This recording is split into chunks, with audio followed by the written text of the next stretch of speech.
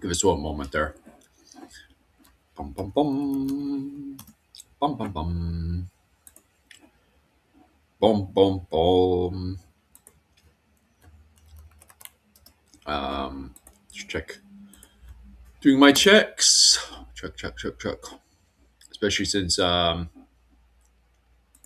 YouTube has been very naughty to me lately. Kicking me out during live streams. What the hell? Um, that's grand. We have no one jumping in quite yet. And where is YouTube Studio? And then we want to go over to content. Content live.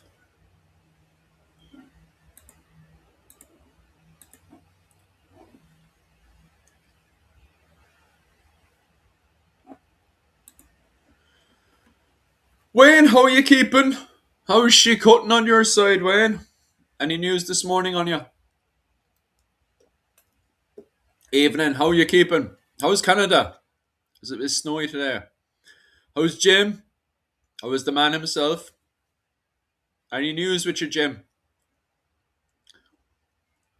I see the men are all awake now. We got cut off yesterday. We were chatting away and we got cut off, didn't we? Off YouTube, which still didn't fully explain why you cut me off. I went to read the reasoning why, and it said something about third party and violence and stuff. But as some people have pointed out, like what was it called? Sure, it was on YouTube. I was doing what every other content creator is doing. Well, the major ones, anyway.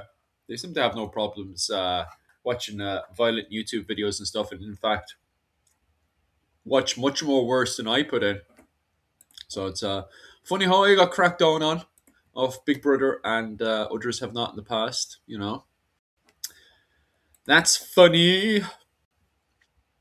Yeah, I say Canada is cold this time of year. I seen in the news and stuff as well, and off a few of my friends that's staying in Ireland. So I'd say it's even worse in Canada, to be honest with you. To be honest with you, man, Kevin, I don't know what the problem is. There's other people that's watching other YouTube videos and stuff on what was it on through YouTube and have done worse. So I don't know what YouTube's problem was, to be honest with you, Kevin. You know, I read it yesterday and I was thought, complete bollocks. How could I be? I'm reviewing something that's both historical, and I know YouTube doesn't give a rat's ass because it's more into money than it is into education. But regardless, I was still watching something that was already on the platform. You know, so and it's not like I clicked on the thing that this was over 18s. So you know, it seems to be that one rule for me and another rule for everyone else because there's other people on the platform, and this has always been the case that people have gone mad when it comes down to central. When people have, what's the word I'm looking for now?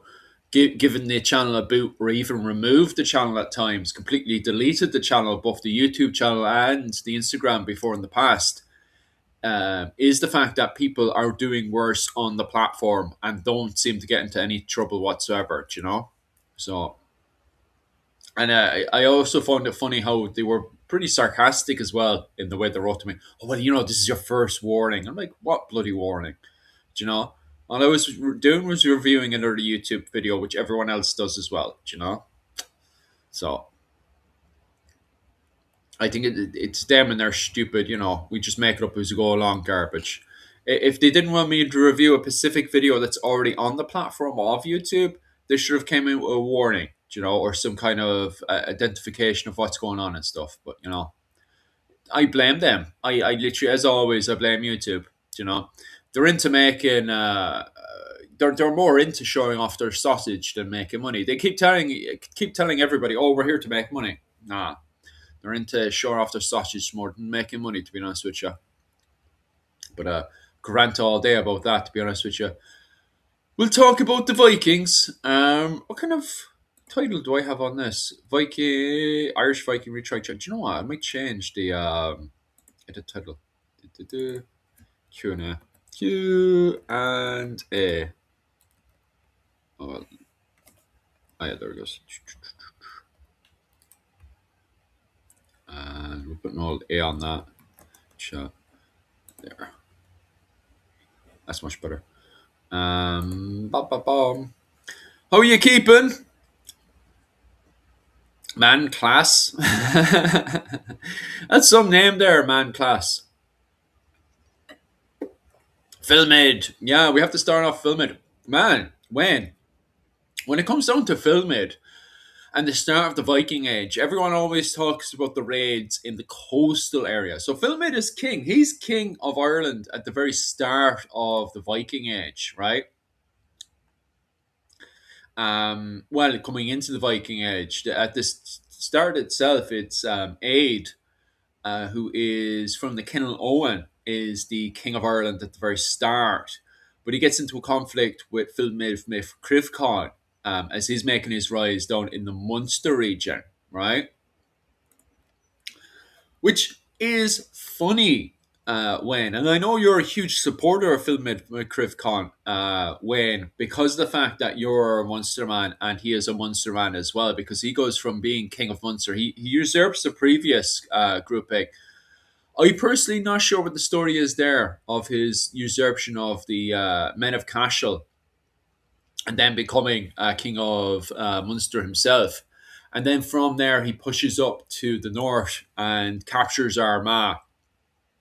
But the reason why I highlight this is that this is a conflict that's at the very start of the Viking Age, and that is the law of Saint Columba, which is, you know, something that's disputed between the Enail and themselves, because already at the start of it, you have, what was it, Clan Coleman, who are on and off pushing for the law of St. Patrick. And you also have Kenel Owen, who on and off push for the law of St. Patrick, sorry, the law of St. Columba.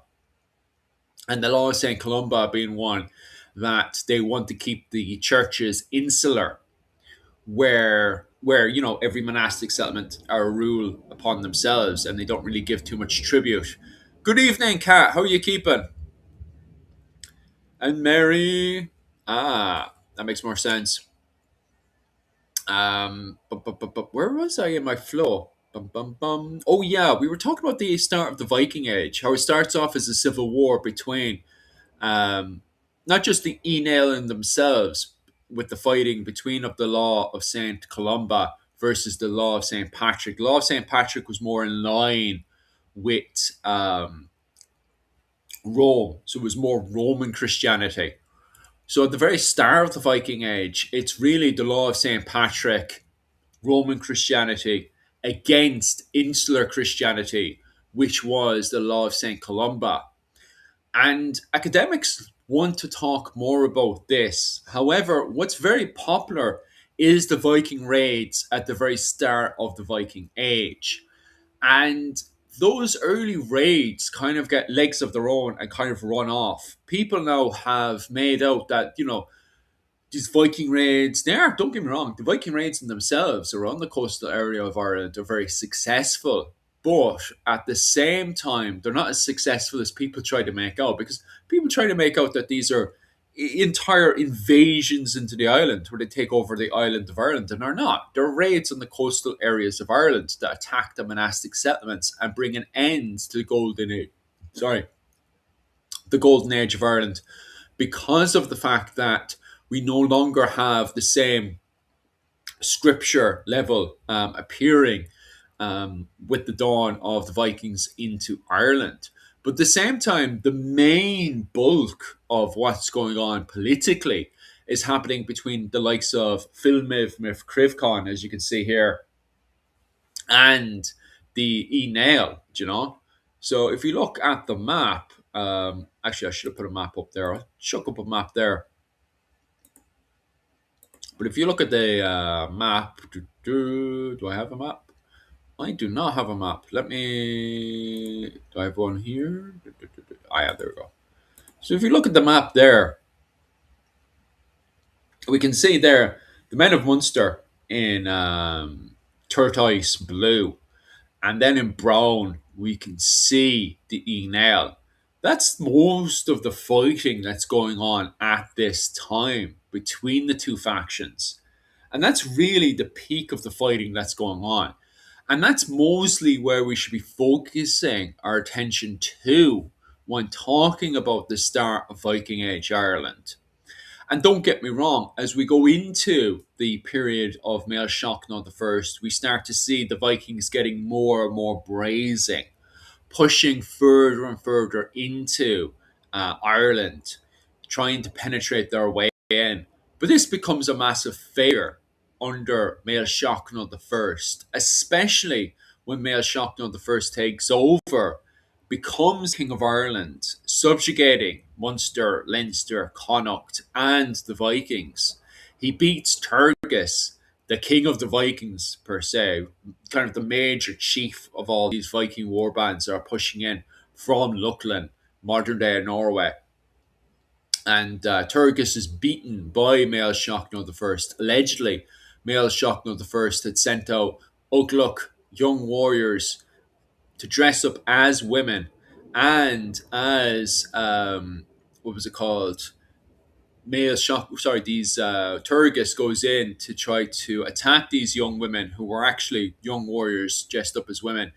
They then ambush him, capture Turgis, bring him back to Mael Shocknod the First, where he's tortured and then chucked into the river to drown.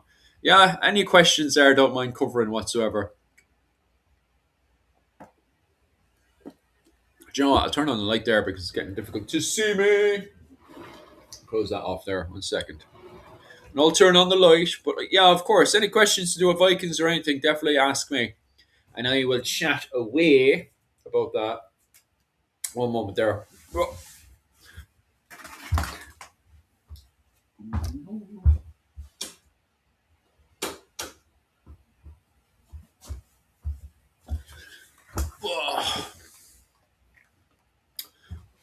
But yeah, any questions whatsoever, I have no problems covering. I know it was the Norse, but any Swedish Vikings, we do. I think there's archaeological evidence to support Swedish Vikings in Ireland. There was definitely Swedish and Polish Slavs in Ireland during the Viking Age. There does seem to be a definitely an influence of Swedish in Dublin later on. Once the port of Dublin is set up by Ivor the Boneless,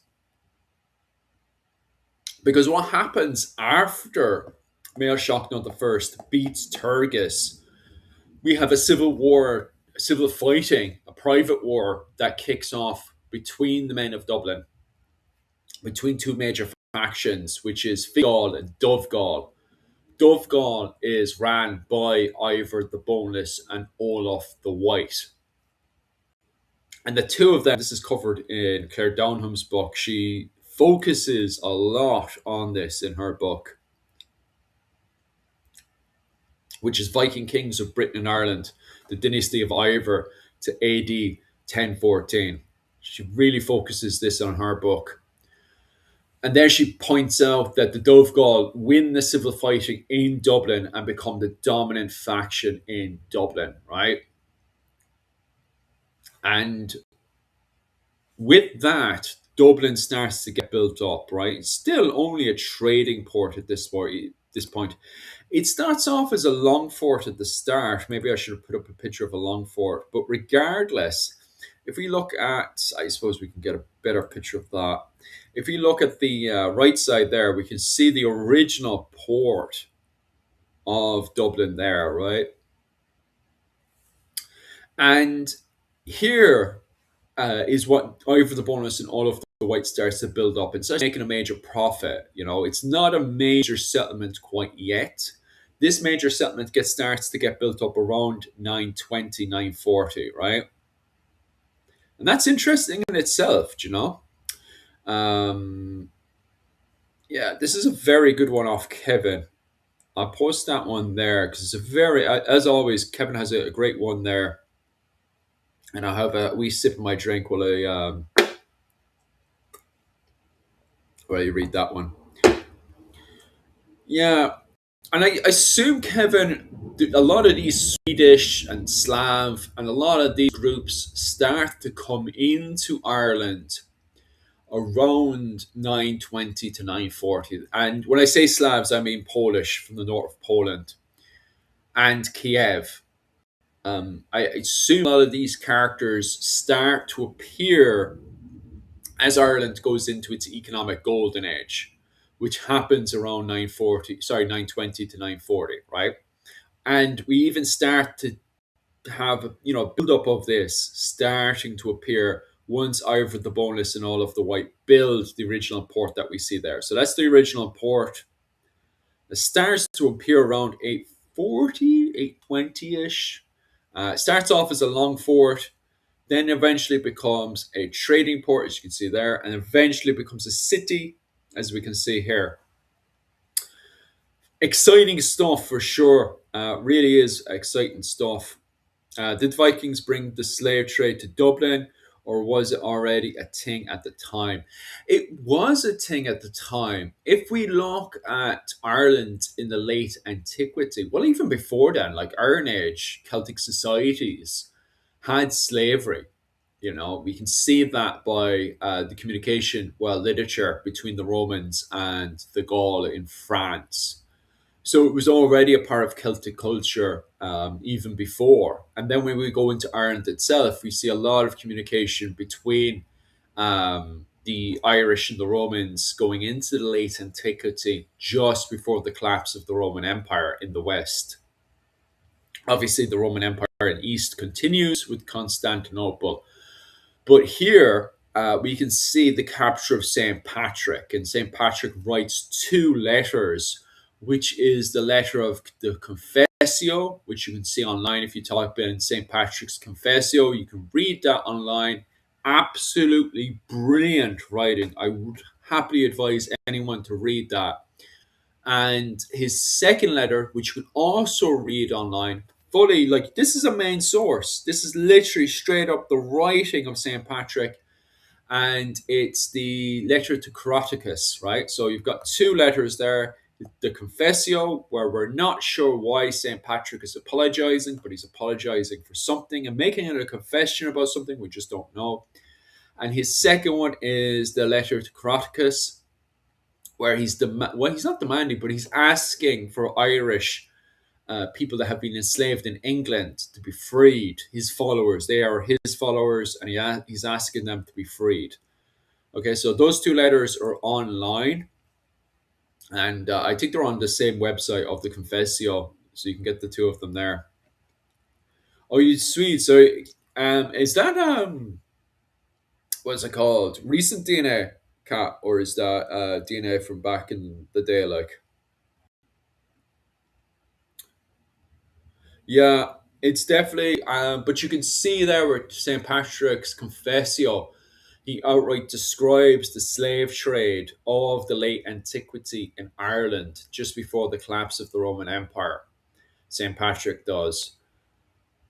So we know going into the Viking Age, so you have the late antiquity of Ireland with the collapse of the Roman Empire, and that's the start of medieval Ireland, and that's also the start of written history in Ireland as well, with St. Patrick's letters.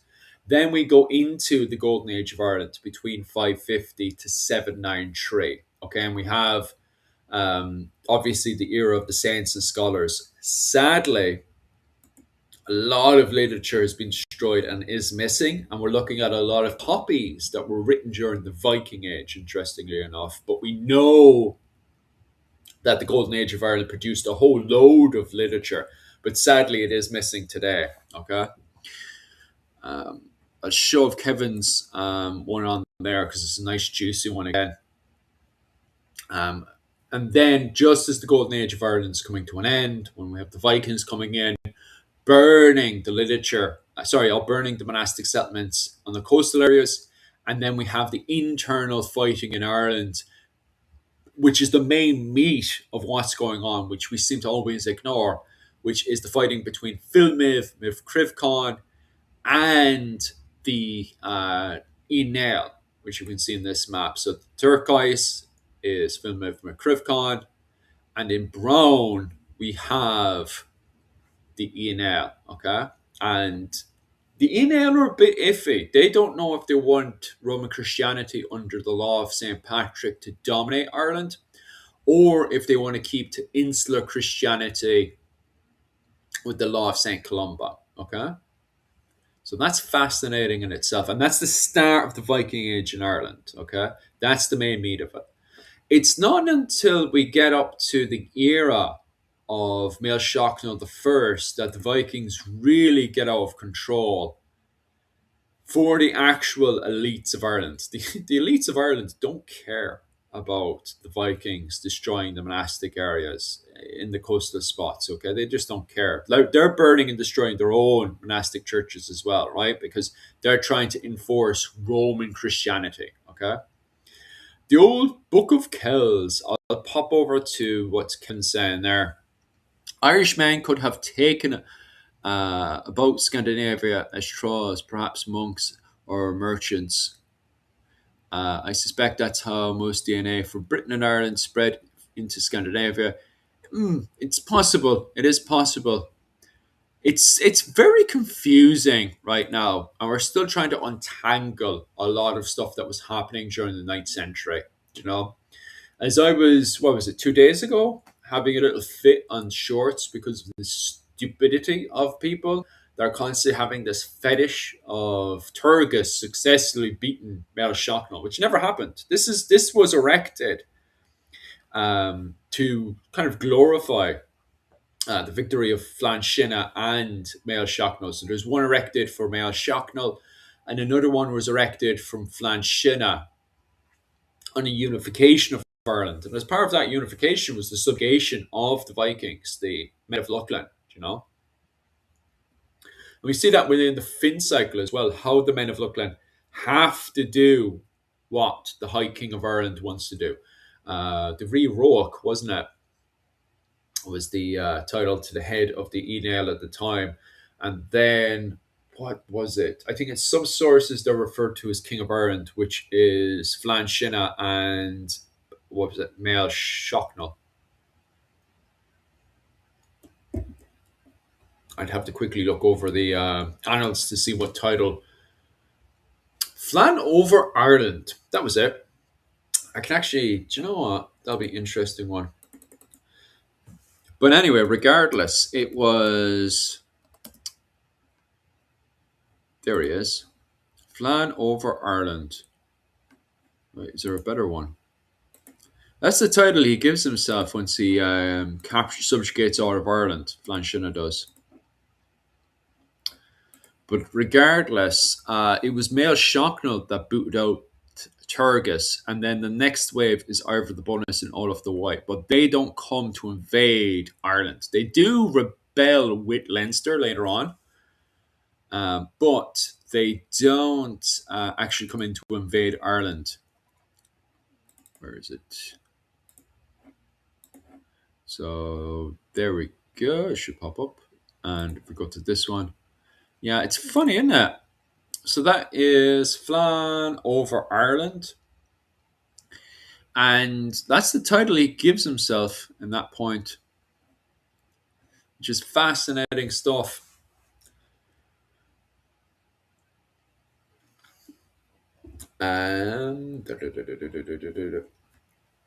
So, just to kind of define my point at this stage, I kind of wanted to waffle because for a while now, people have come over and talked and talked and talked about how the Vikings came in, took over Ireland, which, you know, as I've pointed out 1,000 times, Mael Shocknell the First defeated Turgis, which really nails down the fact that the what was it called? The Irish were successful over the Men of Luckland, the Viking invaders into Ireland, you know.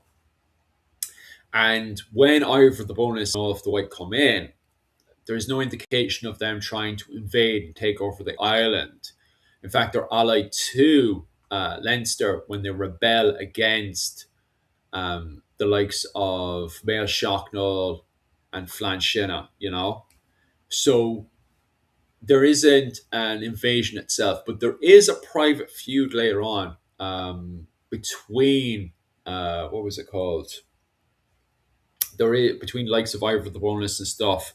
There is various private wars and stuff, but there's never like any invasions in itself. Between the men of Dublin and the rest of Ireland, not the way we see in our England. It seems like people see what happens in England and they constantly want to apply it into Ireland, although that's never the case in Ireland.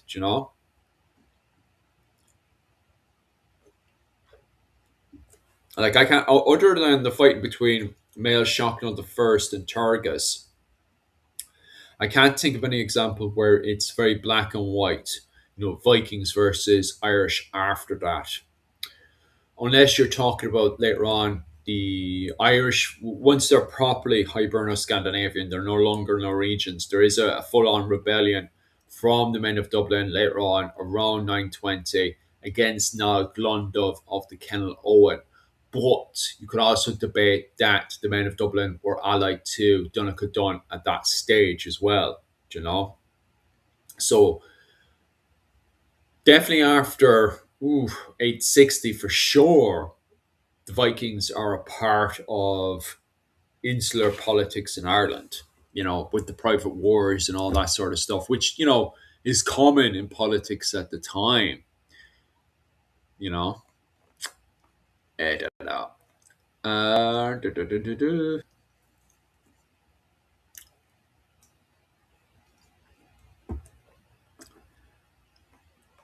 Okay. What's also interesting as well is from that point onwards as well, after the likes of Ivor the Boneless, is the point of multi kind of quote unquote multiculturalism that we start to see. As I was pointing out there, you know, it's really interesting. Like, for example, the foundation of this, for some strange reason, it looks like an Irish monastic settlement. It's very, very strange. If you look at the center of it, it's got a church with walls around it. You don't see that sort of design in Scandinavia, and this is Dublin we're looking at here. As we go into it becoming a city settlement, it looks like an Irish monastic settlement. And let me just yeah, there we go. Let me just show you what an Irish monastic settlement looks like. It's a better example actually. Let's wait for it to load. Yeah.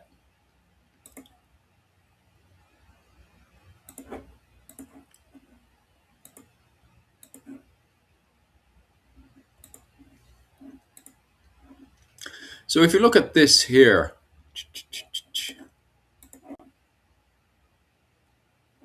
right? And I'll just zoom out so we get a better look. So this is a monastic settlement, right? And in the center you have the church, and then around that we have the walls, right? So this is your basic Irish monastic settlement, right?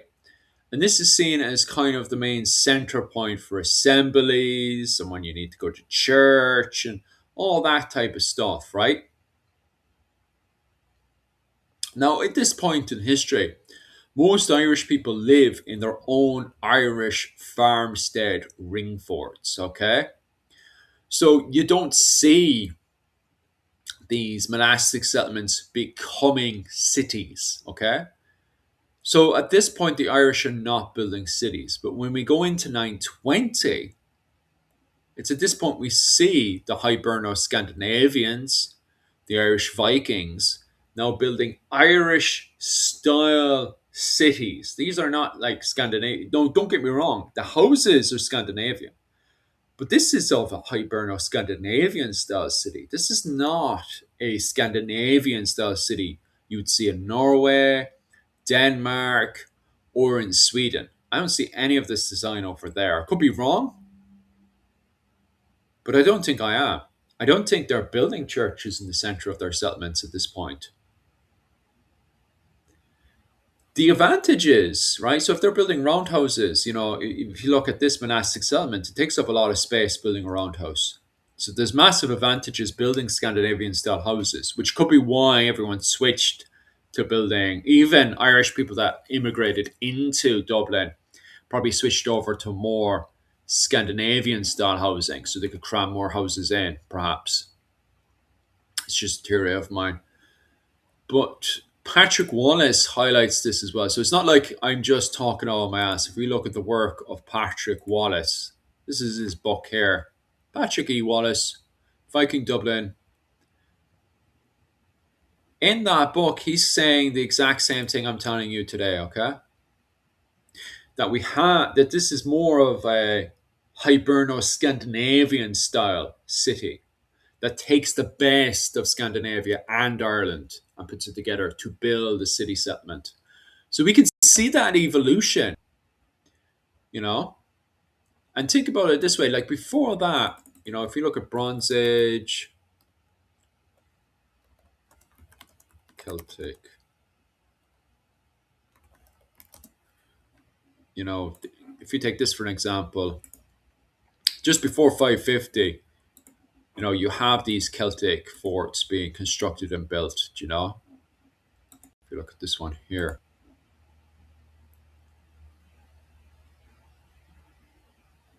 there we go.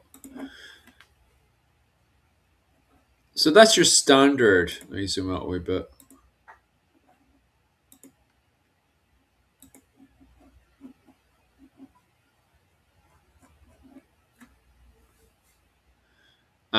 This is your standard Celtic ring fort. I literally just got comments all at once.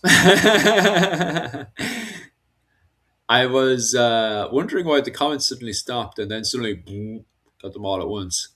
I'll go through the comments there in a second. But this is your common Celtic ring fort that you see from the Bronze Age all the way up to the early medieval period. And then going up to the Golden Age of Ireland, we switch to, for some strange reason, we switch over to monastic settlements or assemblies.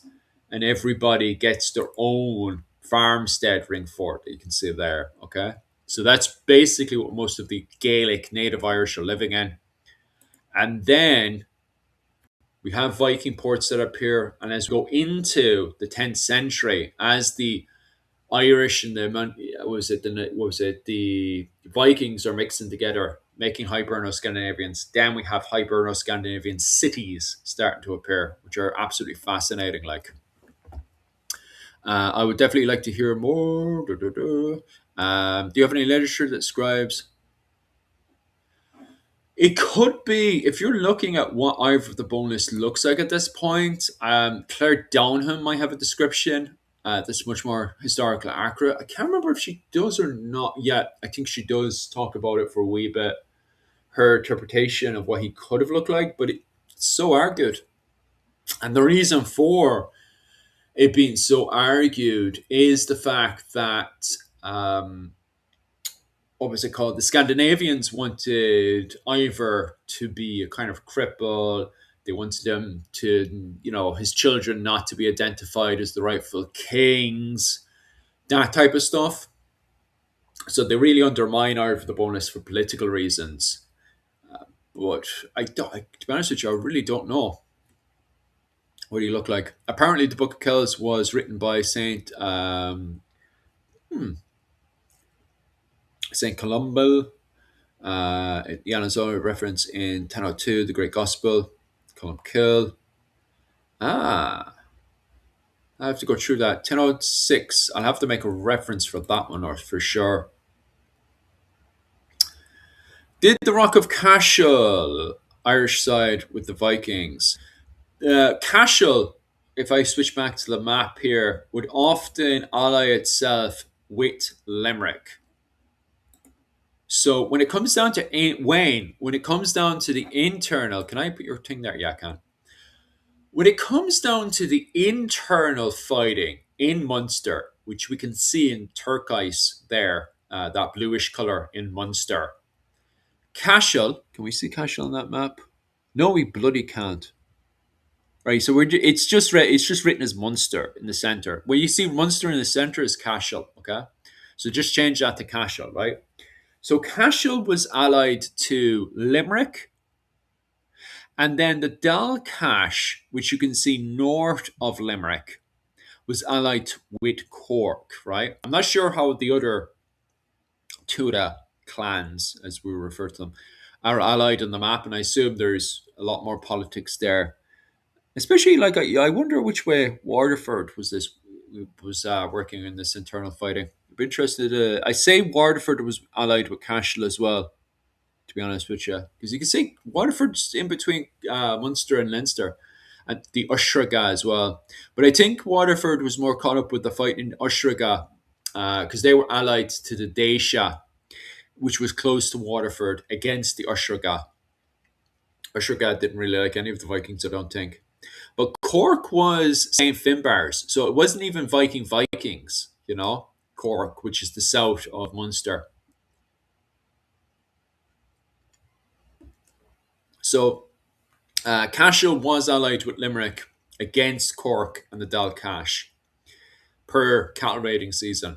And obviously then Munster was normally Munster for most of the Viking Age was subjugate Cork and the Dalcash, especially in the period at the very start of this under Phil McCrifcon. He at the very start subjugated the Dalcash, allied himself with a lot of Vikings, so like the Gall Gael and stuff, marched down to Cork. He knocked the Vikings of Cork. He captured and killed, and there was a cashel, a stone ring fort that the Vikings had built. Here you go. So they built one of these in Cork, and Philmid from Crivcon had successfully sieged it and captured it before going up to St. Finbar's monastic settlement.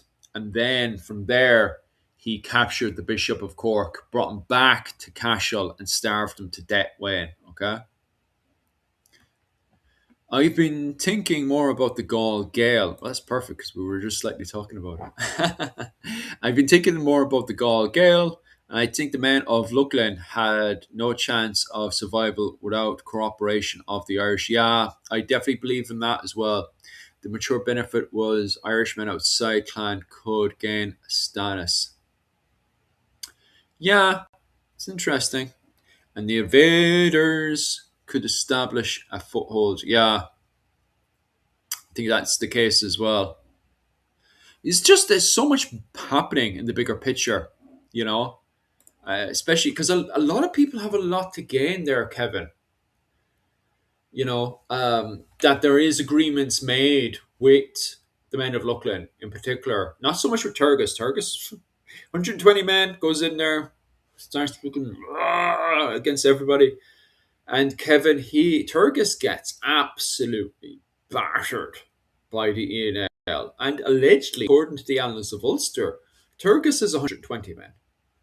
But the ENL have 7,000 men, insanity. And I could, to be honest with you, Kevin, I do believe the ENL at the time, if they weren't battering each other all the time, could raise a force of 7,000 men. So I do believe in that figure, as hard as it is to believe. And this is why it turns into a game of cat and mouse with the male Shocknall the first chasing after Turgis and him having to set out his Ugluk to go and ambush him. I do believe maybe the story isn't completely like that. Maybe it was added on later on, but the idea that his cattle raiders, his young cattle raiders, the Ugluk, would have to set up an ambush and capture Turgis because he's running around doing a cat and mouse against Mael Shocknall makes sense to me because his force it takes too long to assemble and chase after him. I was wondering if the Book of Kells referred and described this period. Yeah, it does because the Book of Kells comes up very earlier. One of the best examples I use for the Book of Kells is this one here. As you can see, this little warrior here, which is referred to as the Book of Kells warrior. Watch out for his sausage. His sausage is hanging out. This style clothing, although expanded upon, is in the what was it called? The Cross of Scripture. I'm sure that's what it's called. And this one's in Clonmacnoise. Noise. You can see this is one here. I can't remember if that's. I'm sure that's dedicated to Flanshina, and then the second one is dedicated to Mael Shocknall the First, where they're both described as King of Ireland at that point because they had subjugated Ireland, right? Well, Munster, Connacht, Ulster, and all that stuff, right? And so, in this We can see the effigies, and the effigies are so similar to the Book of Kel's warrior. Plus, we have archaeological finds that show off the likes of the buckler and the spear and all that kind of stuff. So we can see both Hiberno-Scandinavians, and we can see now this is occurring. We know this is occurring and not an Ugluk because he has a beard. Ugluk, young warriors. I think Kevin will probably correct me on this one. If you look at the likes of the Finn cycle and the Ulster cycle in particular, the Ulster cycle describe Ugluk as young boys that haven't been able to grow beards, and it's up to the currents to train these boys in, you know. Don't know if I should expand on that more because my brain is thinking about the training and stuff, and I'm like, I'll probably get booted out of Facebook if I expand on that a little bit too more. But regardless, you have men training boys, and my brain then is thinking about the Spartans and stuff, and then you've got the same kind of relationship happening in France. And I'm thinking to myself, if I expand on that, I might get kicked out of YouTube again, which we can't have a second day in a row. Wouldn't be good. But regardless, we can see here because he's got that beard, this is a kern we're looking at, not an ugluk. And it could also be the reason as well why his sausage is highlighting. This is the sausage of a man, not a boy. That could be the science behind it. But regardless, we've got this kind of style as well. Much more upgraded, obviously, to more of a Hiberno Scandinavian style inside of these effigies. I get an actually might wet my mouth there because I was sipping on the coffee there. Right. Yeah. I definitely, as Kevin is saying there about the ports, there's definitely a relationship. If we look at green there, we can see the ports that are established and then expanding outwards from 950 onwards. And we can see that relationship. There's definitely a very complicated relationship there. Once Ivor the Bonus and Olaf the White build that relationship up with Mael Shocknell the First and the Ian Earl. Okay. But we also have that a very complicated relationship kicking off in Waterford, for example, the way they allied themselves with the local Dacia to go against the men of Oshuga, the way the men of Cork the Vikings go into Cork, allied themselves with St. Finbarr's monastic settlement next door to protect them against Cashel. Cashel allied to the men of Limerick against Dalcash.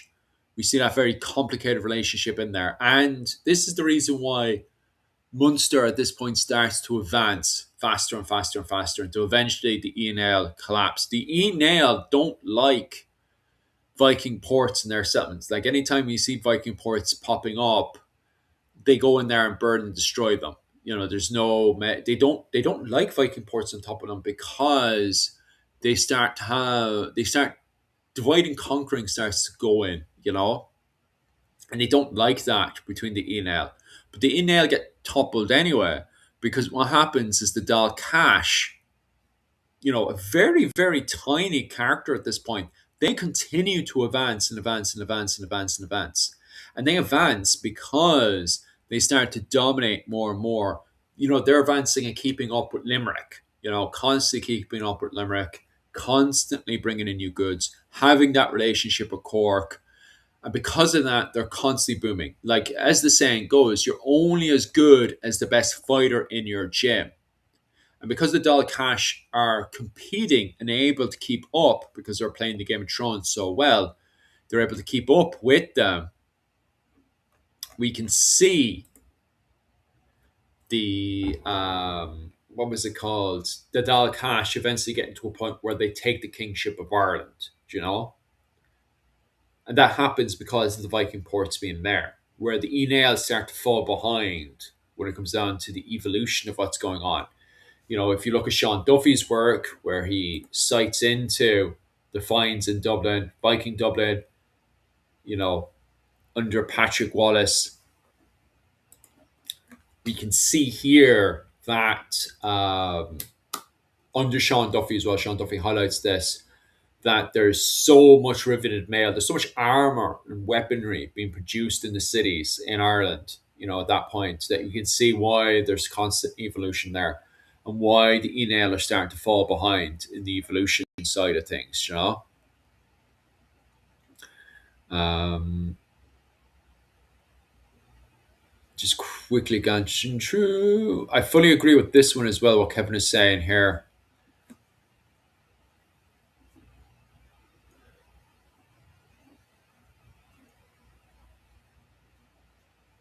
Yeah, like all of what Kevin's saying here, I fully agree with.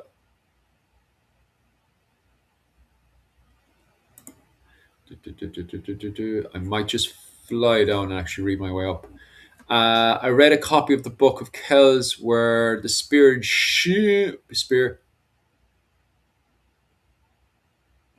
Ah, well, did it say what it could be representing, Jim? When it came down to the old spear and his Mickey sticking out.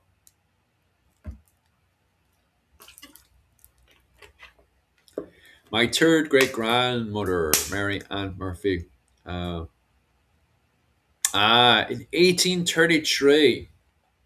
I need to look into all that kind of stuff as well, to be honest with you, Kevin.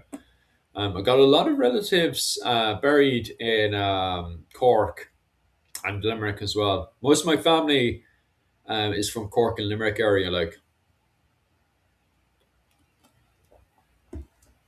But I know I was talking to you guys as well. There's just that relationship between Cork and Limerick, do you know? Bum, bum, bum. For the Book of Kells, I would like to see more. Hmm. Yeah, I fully agree with Campfire as well there.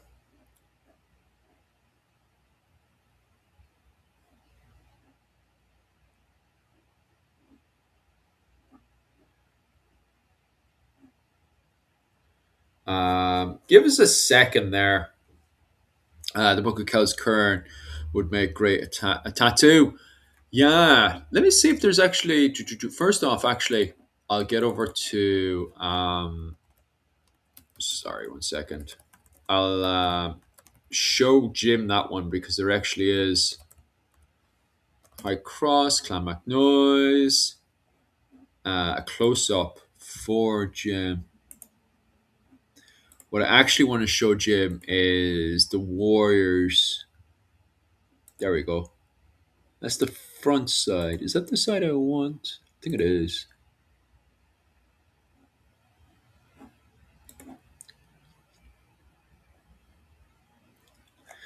There's another side. I got one side, but I want to get the other side as well.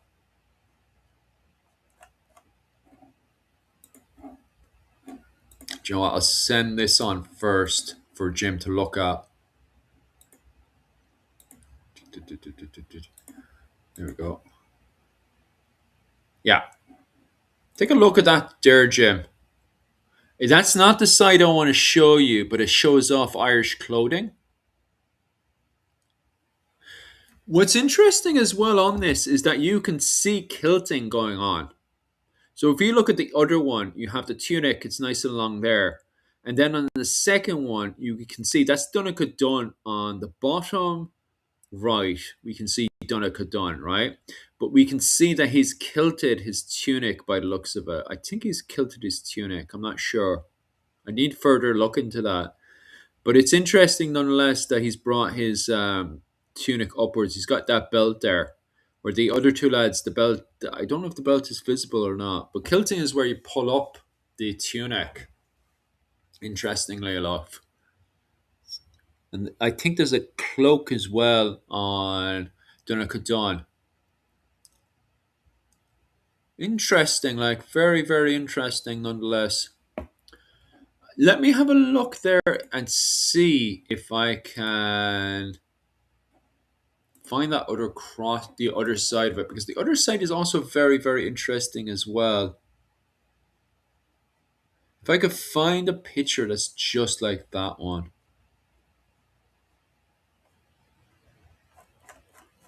High cross.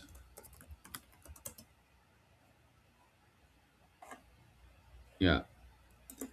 Clonmacnoise, cross of sculpture. Scripture? I said that wrong. Cross of scriptures. Clonmacnoise. Yeah, that's much better.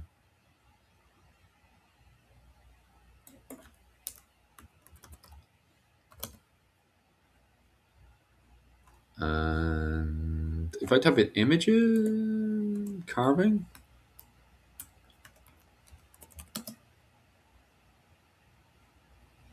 I'm just looking for the right image I want to show to Jim. If it pops up. Oh, well, I found one of them. No, that's not the one I'm looking for. It's the same one again.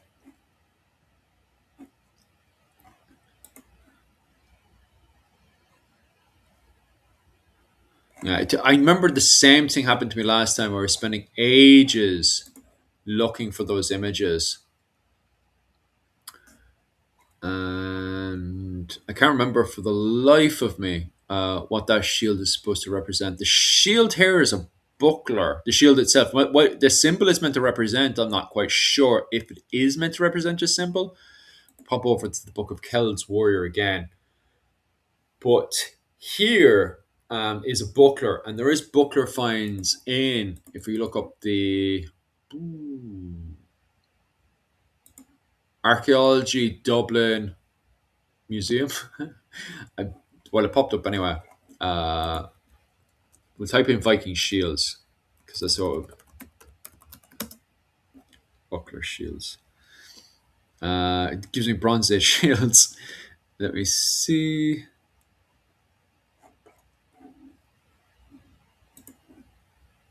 National Museum of Ireland. And then if we type in Viking shields, maybe again, or maybe bucklers. Well, it has the buckler.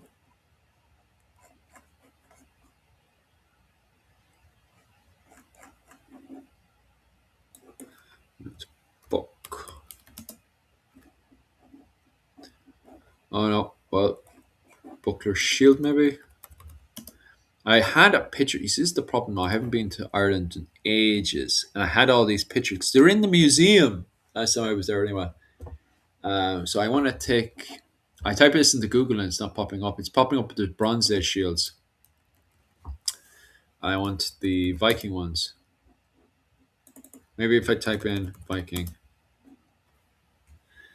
it's got the Viking swords. Viking swords pop up, no problem. Oh yeah, there we go. That's the one I was after. They don't have the wood itself, so they just have the a kind of ghost of it, I suppose. The plant. Sure, no, you get what I'm saying in a second. There we go. So there's the buckler. You see the actual boss of it there, what's left of it, and then that kind of plastic that represents what where the shield would have been back in the day. But you can see how that is very similar. It's smaller again. It is much more smaller again, but you can see how they're both basically the same. You know.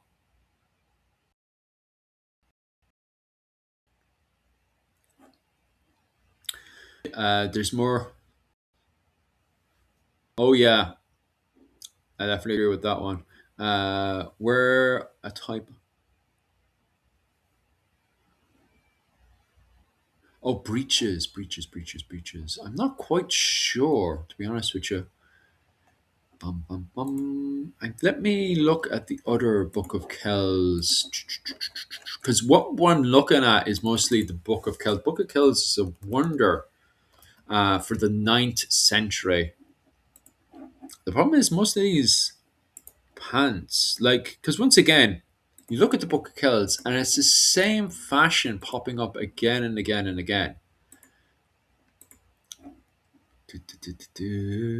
Where are we?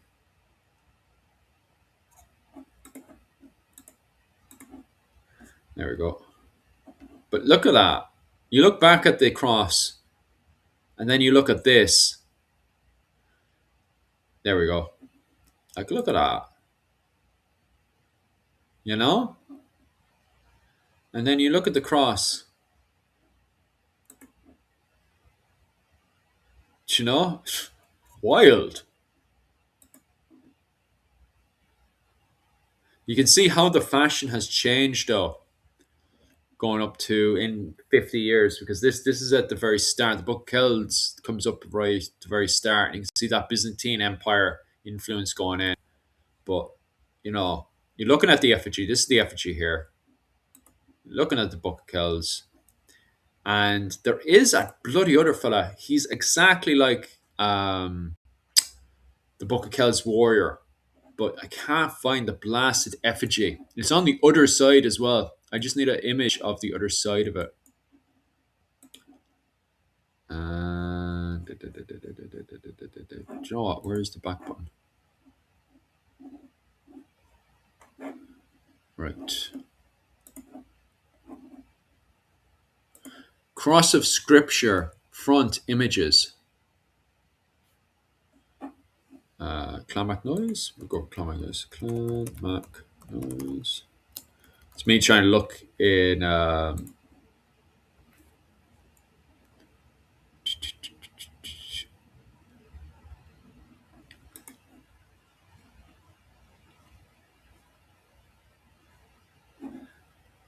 This is very, very, very, very funny.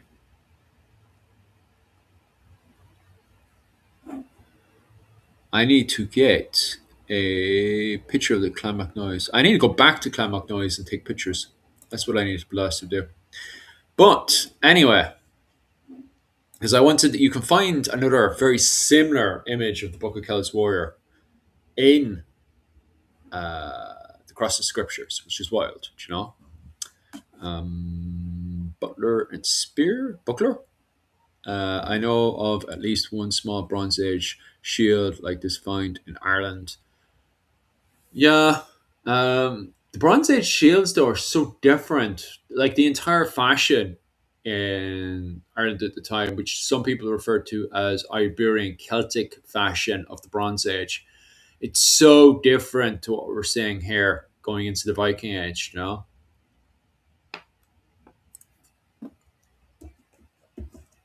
what's the subject? Viking Age Ireland. Ask me any questions to do with Viking Age Ireland, and I will talk and talk and talk and talk and talk about it. Absolutely love the subject of ninth and 10th century Ireland for sure. Is there any? Yeah, people just outright denying it. Mostly when I get into conversations about people that are trying to counter the Book of Kells, it's always the thing of, well, you know, it's meant to be Mary and Joseph and the saints and stuff, so we can't take it seriously. You know, that's mostly what I come through. I never have somebody who goes into detail. And in fact, I've gone into detail, and maybe there is other people out there that's gone into detail. But you know, you're looking at the clothing at the time, the likes of the effigies and stuff, and it's the same stuff popping up again. And plus, this is the golden age of Ireland.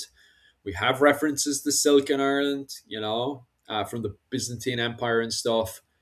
You know, it's silk. There's so much bloody silk in ninth and 10th century Ireland that the men of Dublin at the Battle of Tara in 980 go out and fight in silk, which freaks out the men of Clan Coleman. The men of Clan Coleman go out to fight the men of Dublin, and it freaks them out because the Clan Coleman should be, you know, the boys dressed up the greatest at that point. And yet the men of Dublin have so much silk. They go outside into battle dressed in silk. You don't do that. It's insanity. You know, silk is for nice assemblies to show off and stuff, not for the battlefield. But the men of Dublin put the silk on and then they put the armor on top of that. You know, they just have so much of it. You know, it's wild. Do you reckon many died in cattle raids back in the day? Not supposed to win, but when we read the Finn cycle, we do have blood feuds that kick off inside of these cattle raids and stuff. You're meant to go in there, fight and fight and fight. A lad gets an arrow in his shoulder, or gets a cut here, you know, have a bit of banter, and then people pull away and they run away with the cattle and stuff, right? That's how it's meant to work, Wayne. But does that always happen? No. In particular, why? Because of blood feuds. This is why people speculate that Gaul Gael are disconnected from communities, because cattle raiders are not disconnected from communities. When you kill a cattle raider, it seems to cause tick for tat, and you can see that in the early Finn cycle. You know, so although the Fenians and the cattle raiders, the Kerns, whatever, well, they're called Fenian in the mythology, and in the literature they're referred to as Kern. So although the cattle raiders, they are disconnected to society to a certain degree, when one of them are killed, it does cause blood feuds. So that's why a lot of people speculate that foreign Irish really means Irish that are disconnected from the main community. Do you know?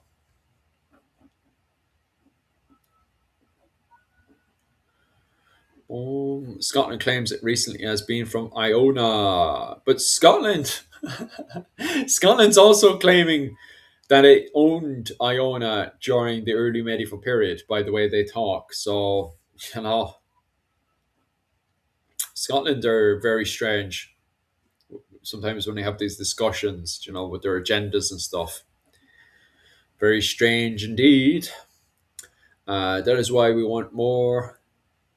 True, true, true, Kevin. Oh, it's not Kevin. It's bloody Muddy. Okay, you're more than welcome. I thought the Poke of Kells doesn't really depict Irish dress, since a lot of the inspiration is Eastern Byzantine, but yet we see it popping up again and again and again. It's the fashion wave, man. You know, like how do you want the Irish to dress in the 9th and 10th century? You know, yeah, there's a lot of silk. If you look into finds in Dublin, we look over to. I remember a lot of stuff was destroyed because of the bloody Dublin Council. So we should have found even more stuff, to be honest with you. Insanity, Kevin. Completely insane. That's a 980 where we see the men of Dublin dressed in silk. Insanity. But at the same time, it shows how much silk the men of Dublin have, that they're able to outclass how the men of Clan Coleman were dressing going into the Battle of Tara in 980. Do you know? Like the men of Clan Coleman. Don't know, 1 second. And the men of Clan Coleman, they are the men of Ireland at the time. If you look at Southern Enale, Mead, that's where Clan Coleman are based, and they are, dominating the High Kingship at the time.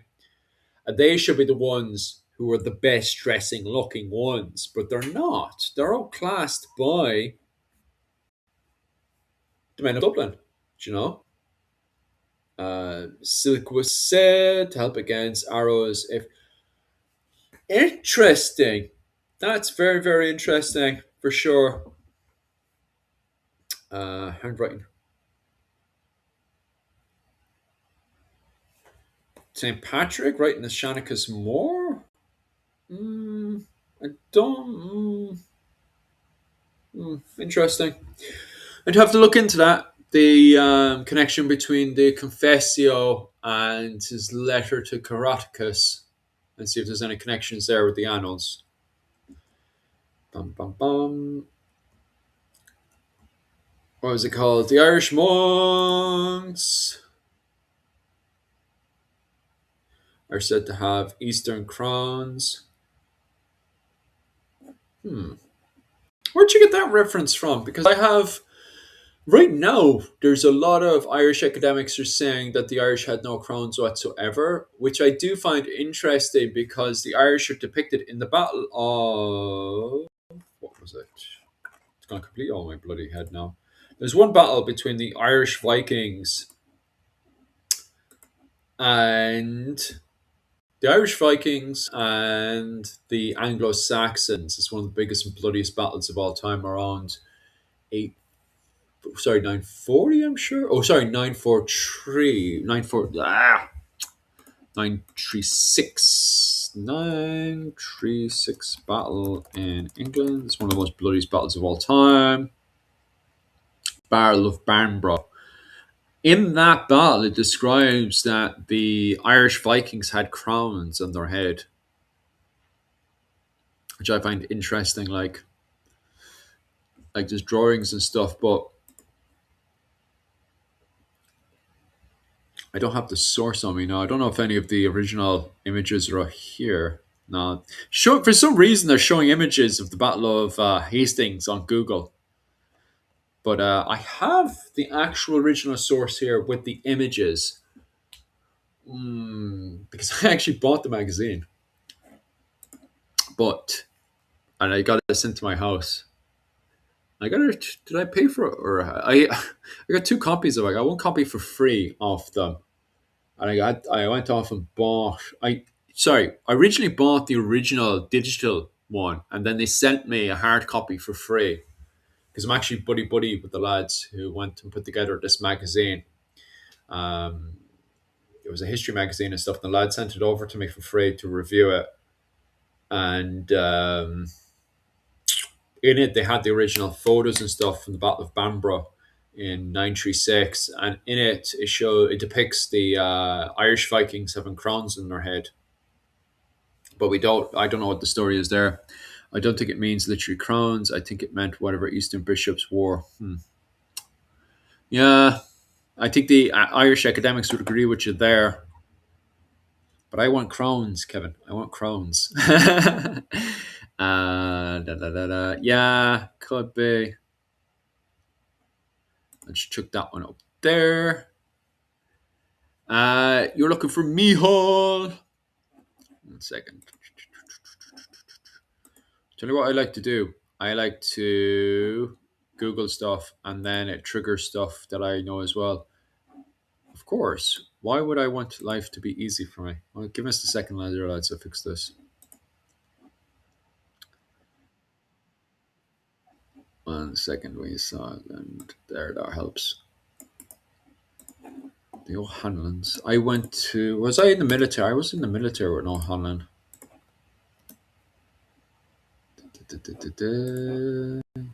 Very famous. Yeah, I was in the military with O'Hanlon.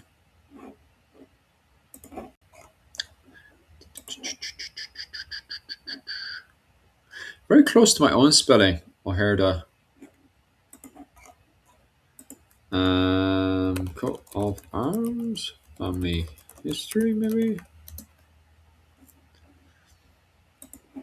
Oh, Ulster Leinster region. That's why I know so many O'Hanlons. It's 4th century. It's an old enough family, isn't it?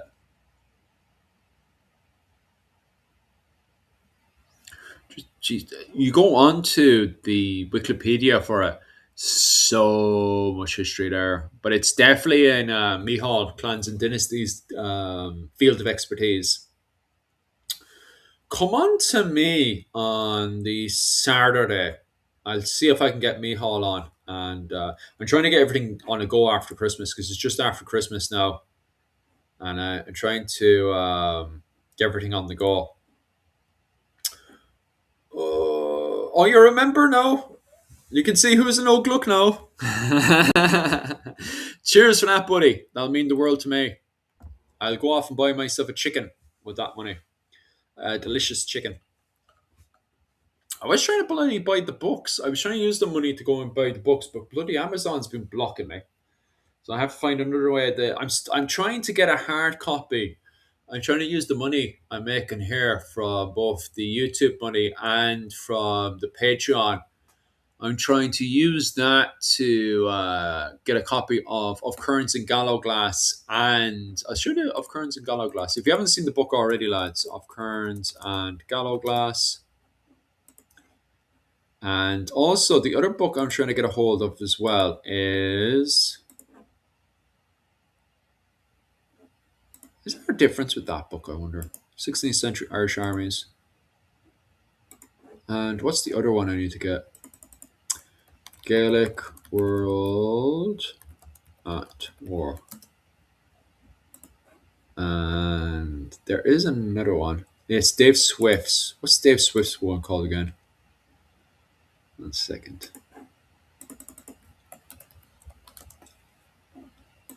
Uh, Dave Swift's. Because you guys will want to see these anyway. Gallo Glass. There it is. Gallo Glass from Western Isles to Ireland. Quickly save that and show you. But yeah, I'm trying because I'm over in bloody Japan right now, and I'm trying to get all this sorted. Just give us a second there. I'll quickly smash through these. I don't think it means literally. Oh yeah, sure. I already did that. I ordered it to be written at least apparently in multiple authors set. Oh yeah. I'll definitely have to have a look at that one for sure. Campfire. Yeah, I need. What I want to do is get bloody a hard copy of Currents and Gallo Glass. Do, do, do, do, do, do.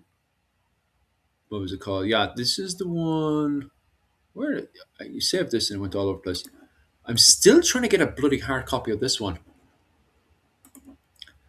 but I'll see what I can do anyway with the money and stuff, and try to get it one. And is there a difference? Does anybody know if there's a difference with this one as well? Are they the same book or are they two different books? 16th century Irish armies, 1487 to 1587. Of Currents and Gallowglass, Irish armies in the 16th century. I'm assuming that's the same book. Is there differences? Do you know? And also, the other one I need to get then is Dave Swift's. I don't know if he responds to Of Currents and Gallowglass, but that's the other main one I want to get a hold of. Dave Swift, I worked under Dave Swift for a few years doing the living history and stuff. Gallowglass from Western Isles to Ireland. That's the other one. I want to see what Dave Swift has to say on that one, in that book. So I need to get a hold of that at some stage. And all this is there. And then there's the new book as well, which is a follow up from the old book, which was Gallowglass. I think it was 1250 to 1603, something like that. It was just called Gallowglass. And the follow up, and this was done by Fergus Cannon. He wrote that book. But I'm trying to get a hold of it. And this is the newest one that's come out. So I need to get a hold of that. I need to get a hold of all three. So I'm very behind, to be honest with you, when it comes down to the study of Irish warfare right now, because those are the three books, which is Of Currents and Gallowglass, Dave Swift's Gallowglass from Western Isles to Ireland, and then finally, the book I need to get to catch up is The Gaelic World at War. Okay?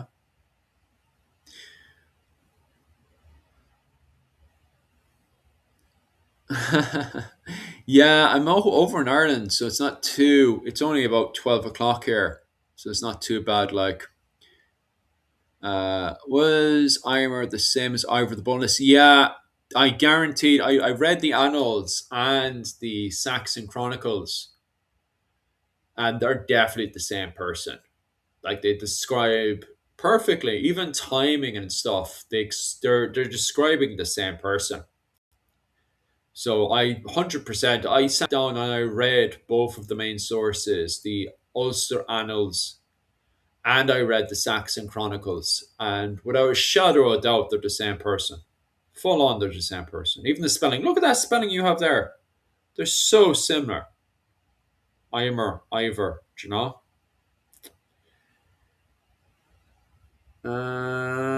You're back over to a question for Mihal. Do you know what? We'll cover those questions either this Saturday or the Saturday after with Mihal from Clans and Dynasties. Okay? I've got the payments and everything sorted now with the live stream, with the Restream and stuff. So all the business between me and Restream are settled. So I can organize a live stream to talk about the clans this Saturday. I'll ask Mihal and the lads and see if they want to do a live stream. So, oh, there are two different books. Have you got the two of them? When? Did I post it? 1 second. Actually, gone very slow. Give us a second. My computer's gone a bit cranky there.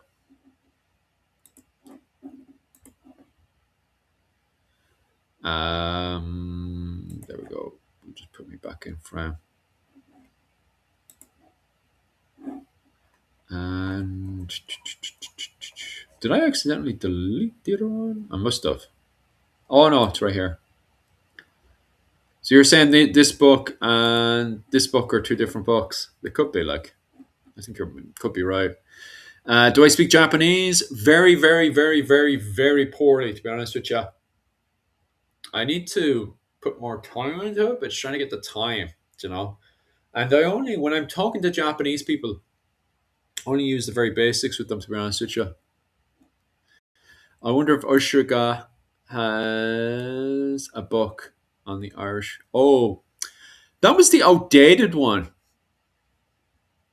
So Osprey have the old book of Fergus Cannon now. He's no longer with Osprey.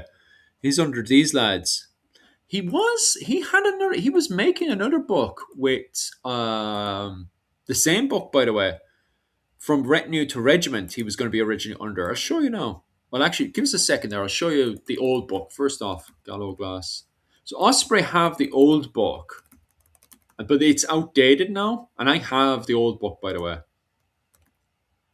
Let me show you. So this is the old book, and it was done by Fergus Kelly, but he's updated all of his stuff now. So if we look at Fergus Kelly's old book, just so we know that it's the outdated one. Where the hell is it gone? Not just for yourself there, but so everyone can see. So this is the old one from Osprey. There you go. So that's Fergus Kelly's. Sorry, Fergus, not Fergus Kelly. Fergus Cannon. Fergus Cannon. So this is Fergus Cannon's old book. Gallo Glass, 1250 to 1600. Gaelic Mercenary Warrior. Okay. So that's his old book, done by Osprey, and this is his new book. But for some reason, he was originally going to be with of Retinue to Regiment, and this was the original book that was going to come out for Christmas that didn't come out in the end. Okay, so that's it there. It's the same book, by the way, but he ended up switching over to these lads. I don't know if they're the same group or not, but The Time of Nights. It's interesting, like, but this is the official book that's out now, like.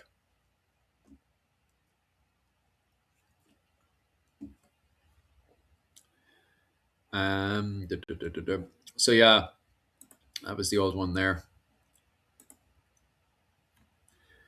What's the O mean at the beginning of Irish names? Oh, son of. A lot of time it means son of. I think there's more complications and stuff in there because I'm not linguistic, by the way.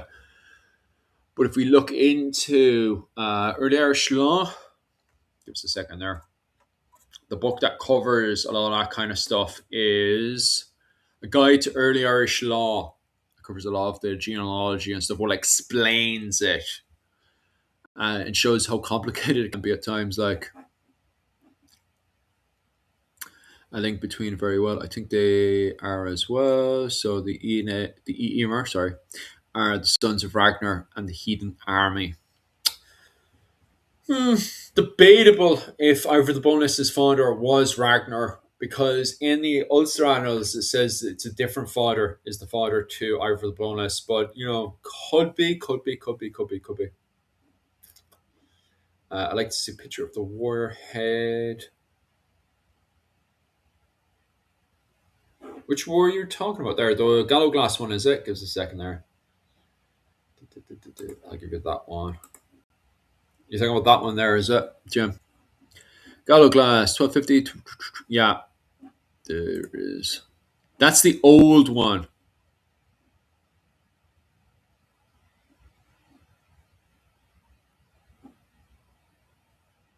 Boom, boom, boom. I'm down in Cork, by. If anyone's wondering. Originally from Cork. Over in Asia right now, by.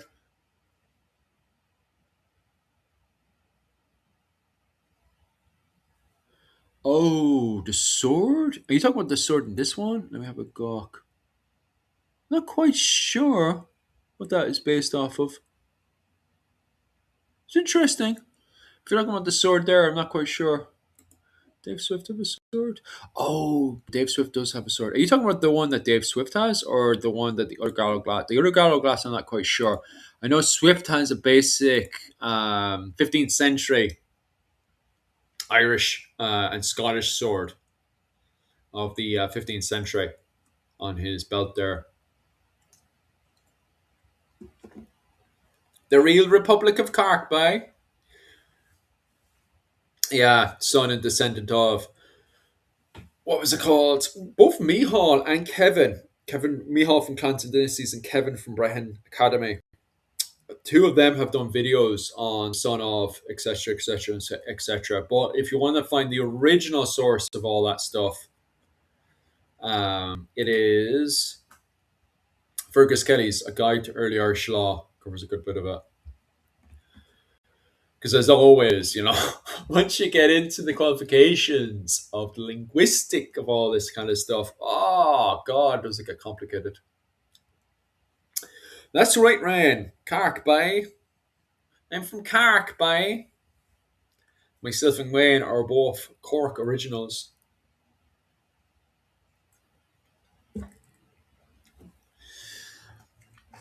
What's a Wicklow man doing up at this time tonight? Or are you staying over in America? Was it? Do I like Dublin? I was originally born in Dublin. I like the medieval history of Dublin. I think Dublin went to the dogs in the last 20 years. What do you think of Dublin? I think I love. I always pay and I always go up just for the history of it. But I don't know. There's a good chunk of Dublin that's definitely gone to the dogs recently. Like, But I always pay and go hang around this area. And Trinity's about here.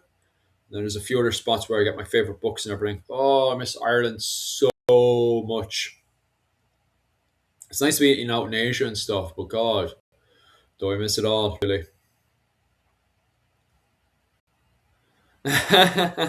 Yeah, it's definitely Dublin has definitely gone to the dogs in recent years, man. And where was I again? I was waffling and waffling and waffling. Cork, man. Myself by. Any favorite castles in Cork? Oh, if you're out talking about Cork itself, I'd have to be very. Whoops, gonna knock over my own thing. I'd have to be very plain and boring, well, vanilla in many ways, because my favorite castle is actually the Blarney Castle. I'll show the other lads the Blarney Castle there. The Blarney Castle with the old Blarney stone. It's a Gaelic castle, by the way. It's not an Anglo castle. It's not made by the English. It's a big, massive fortification of a thing. Like it's a keep, is what you can see here. Not the full castle grounds itself. Most of the castle grounds now you can't really see properly. But the keep is absolutely huge when we look at it. Do you know? Let me pop over there. Where did I bloody? Ah, there we go. No, that's not.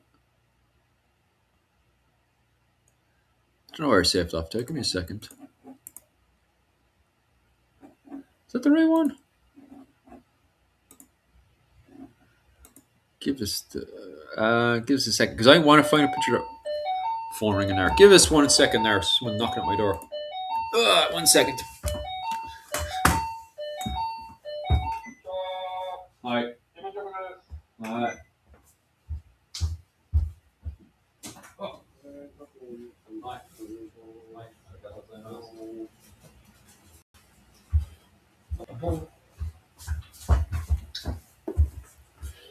Drugs. Ah, right. It's always great when somebody knocks at the door. Right. I forgot I was in the real world there for seconds, lads. People could knock in my door in real life. I was watching YouTube the other day, and a bank robber, this guy's live streaming, and a robber breaks into the guy's house. He stands there, and your man's doing this creepy live stream where he's just staring at it with a creepy face. And the robber walks in, looks at your man with a creepy face, slowly backs away, and you can hear him running down the steps. Sometimes you gotta be careful where you're breaking into. Oh yeah, yeah. Kilcur Castle is pretty awesome. All right, like. But I'm so plain because I prefer Blarney Castle. But I think it's just something else. Like, do you know, it's absolutely huge castle. Like, trying to find the right picture and then shook it up. Should we save in there? I don't know what's wrong with that. See if this pops up. There we go. Well, that's one picture of it anyway. Yeah, look at the size of that thing. Do you know? That keep is huge, and that tower's big enough. Like, but look at the size of that keep. Do you know that's the keep of the castle there? It is huge. And that's a keep to a castle. Even the grounds alone is absolutely huge. And you have so many people going around saying, "Oh, the Gaelic never built castles. The Gaelic never built." What? And this is the same with Moray Castle. Moray Castle was built by the what's it called, the McNamoras, and the O'Briens took it over. And that's another one that's absolutely huge. Do you know? Some of the biggest castles built in the 15th century. Something else, do you know? Dublin, you have to. There is good pubs in Dublin, but the city centre has so many overpriced ones, do you know? But these days, everything is overpriced, do you know? The medieval layout of Cork. Let me have a look. I can give you a tour of Cork. I used to be a tour guide for Cork. And we can bring it back into the conversation of what was it called? Vikings again. Vikings, Vikings, Vikings. I like the Vikings. I think it's a pretty decent map. There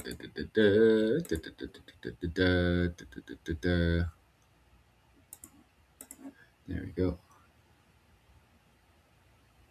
There we go. So actually quite good. So what you see here is South Main Street and North Main Street. No points given to anyone who can guess South Main Street and North Main Street. Okay. And then on this side, you can see where St. Finbarr's Church is. And that's the original. So this is the original layout during the medieval period. The Vikings had built South Main Street. So originally, it was just St. Finbarr's monastic settlement located right here. And then when the Vikings go in to protect, they build their castle. Vikings come in and they're invited in by the men of Cashel. And they build a castle, which is a stone rank fort. They build one of these. And they build it in South Main Street here, right? And that's written in one of the annals. Which one is? Oh, Cashel here. And then Castle, the men of Cashel, men of Munster, they come down and siege the Cashel, which is a stone ring fort. Once again, this one here. So they go over and they siege it. And the men of Munster from the Rock of Cashel, they successfully take it. Okay.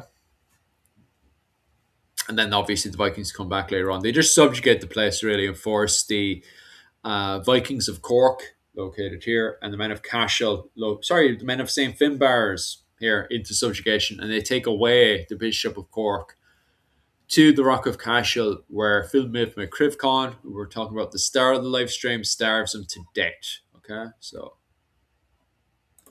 that's an AI image that I made of Phil Myth McCrivcon.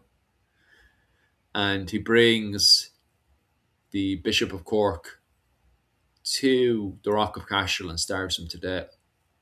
And Cashel, if you're thinking to yourself, Cashel, Castle, you're right. Cashels in Ireland eventually evolve into the Moat and Bailey castles, allegedly, and there evolve into the castles, obviously with massive influences coming in with the Normans, allegedly.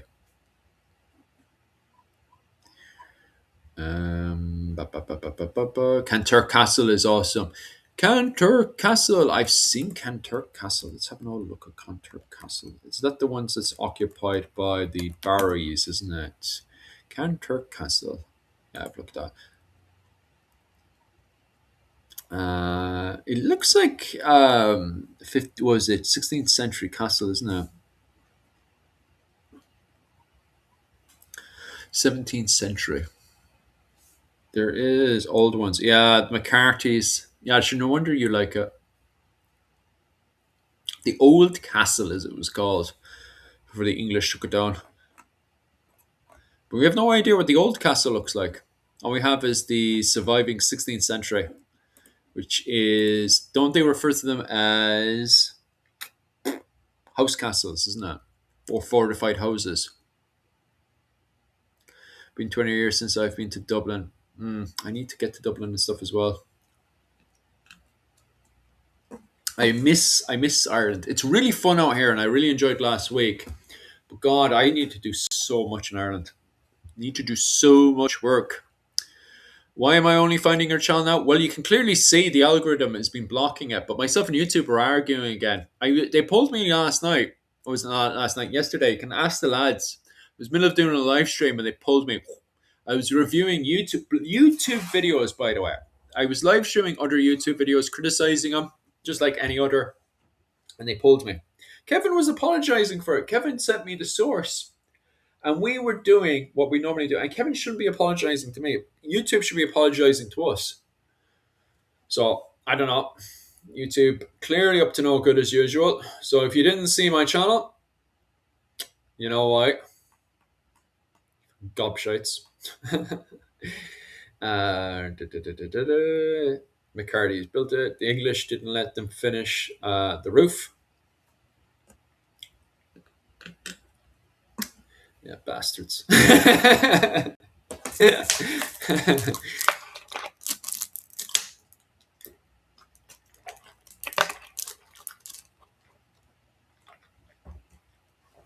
um,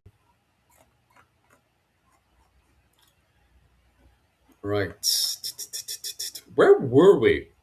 We were talking about Dublin. And I need to find out what's in this package. Fresh gifts from abroad. I'll open up this package in a bit because if there's any food or anything in there, I need to get that into the fridge. But I'll continue talking to you guys for 30 minutes. I don't think this will, I don't know. Hopefully it doesn't defrost or anything. Look up Wicklow Castle was Viking, then Norman, then destroyed. Why am I not shocked? I couldn't find. Give us a second there, man, and I will look up the old Wikipedia. I couldn't find a thing about Eastern Crowns, but if I find it, I'll let you know. Thank you so much there, Kevin. I think it was referring to the hats being more like the Byzantine, out of date. Yeah, it wouldn't surprise me. Did I keep up? Yeah, there we go. But there's nothing. Is there anything in the Book of Kells? It's beautiful hair, though. At least we've got some gorgeous hair on that one. Look at the gorgeous hair on that Irishman. That's something else. Look how beautiful. That sexy man. You can see how my hair is just like that as well, John. You know, the curls on it and stuff. My brother's hair gets very curly. Got gorgeous hair, and I'm like, big gold knocks on them and all. Like, see how the fashion is. I reckon the fashion must have definitely changed over the years because this is the fashion coming to the late golden age, just going into the Viking age, and how the fashion, the hairstyles and stuff change. Let's have a quick gawk over at the cross of skull. The cross up in Clonmac Noise and see if their hairstyles changed. No, they still have big, gorgeous hair in them. You know, it looks like it's really a small doorway. The roadhouse does. Oh, oh, the doorway is quite huge.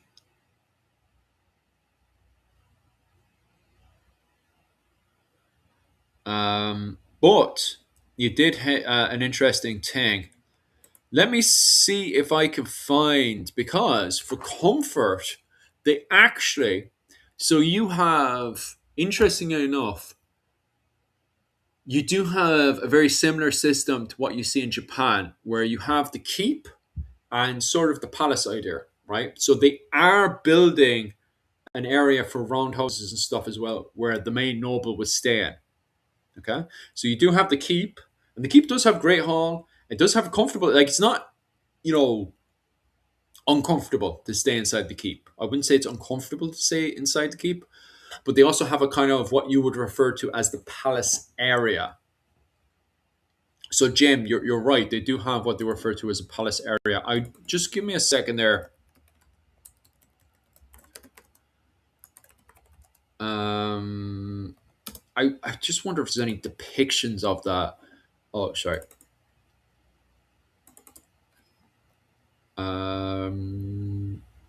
It's a castle. Oh, Irish castle. What was it called again? Irish Tower House.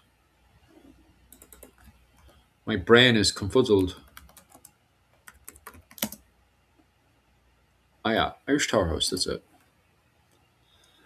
Yeah, most of it is the plane. You know, the defensive keeps and stuff. Because most of these depictions you'll see online shows basic a keep and stuff. But I'm looking for like a grand castle, like you see here in Blarney Castle.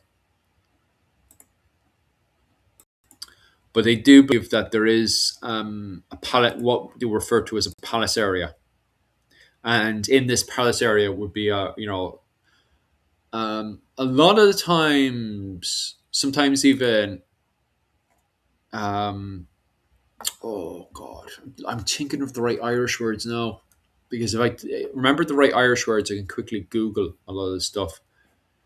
But you see, these are defences next to a river. This is McCarthy's Castle, just off of the, isn't it the Black River? I'm sure, and they have a bunch of castles down that river and stuff to protect it.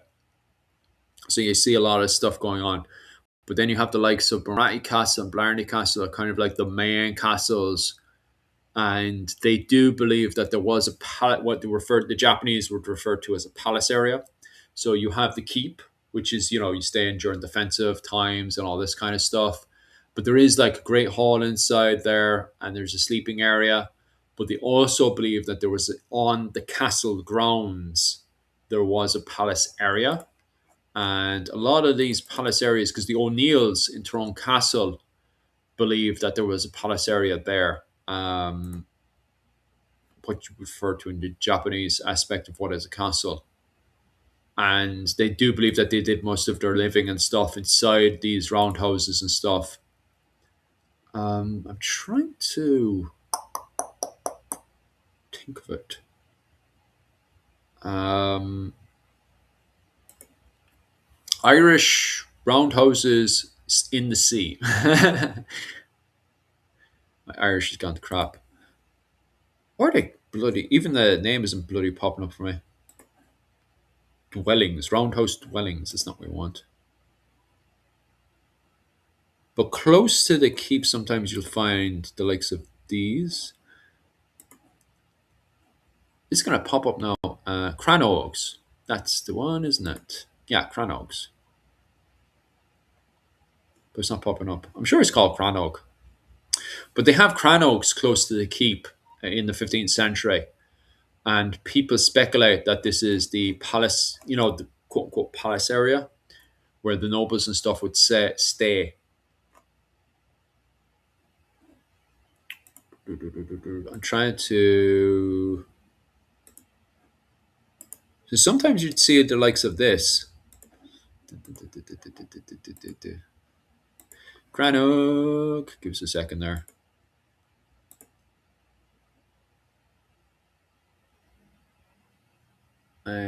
Give us one moment. So, in the 15th century, sometimes you see not only would you have obviously the tower house, towers like this, right? But sometimes, and they're speculating about this, you'd get a crannog, and some people are speculating that it is used as kind of like a palace area for the nobles and stuff. But it's all in the speculation and arguments and all that kind of stuff. Bum bum bum bum bum. Give us a second there. It looks like just the picture I was going for. That one. That's the one from the Gospel Archers, I believe, on the Book of Kells. It's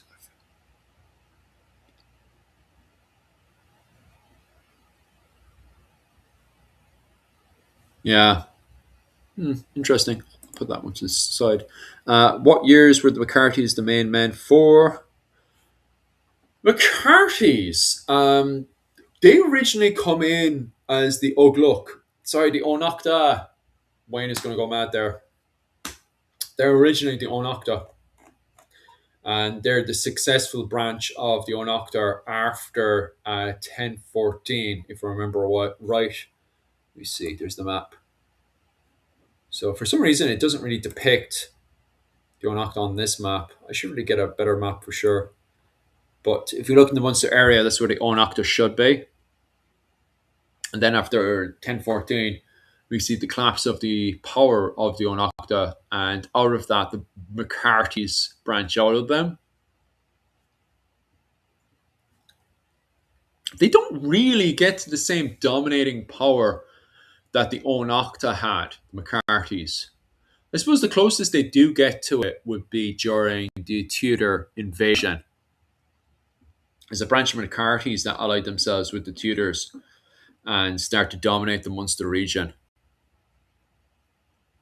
So I suppose that's where the McCarthy's become the most dominant.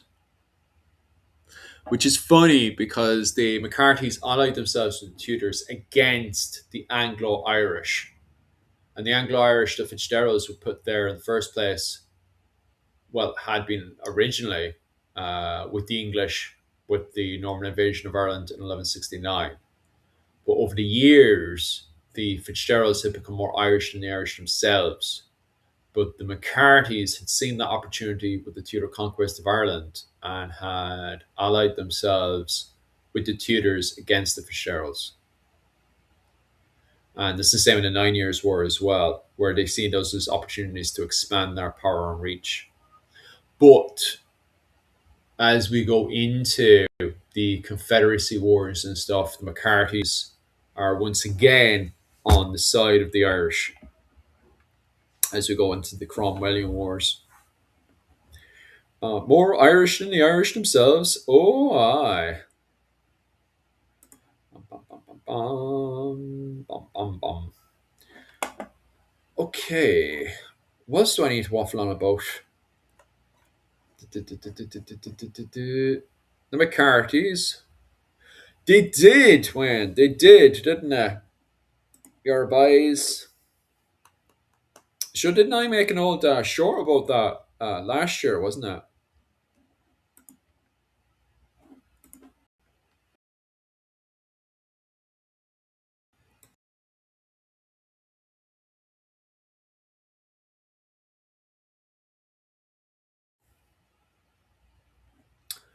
Right.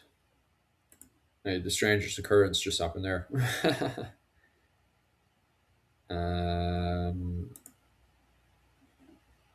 All right, put that back up there. Please humor me with a picture of a black castle in Wicklow. Hey, look, I'm sure I looked at the black castle in Wicklow before. Give us a second there.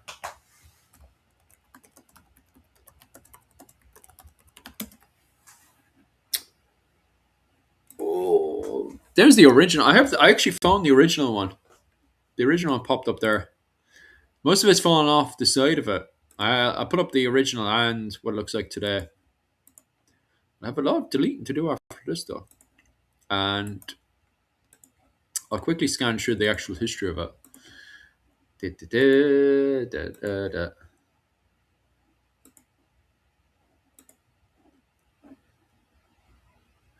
The Black Castle of Wicklow. There we go. There's the old Black Castle of Wicklow.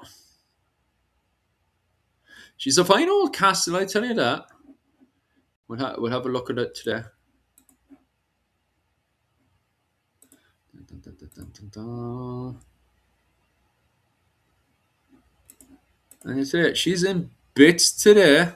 Look at that. She's missing. So that's her back in the day. And that's her now.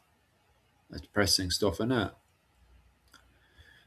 They sent 40 Cork men to fight me. Oh, aye. How many men do you send? Do you prefer cattle raiding or do you prefer an old fashioned battle or skirmish? My wife I went gonna have to go back.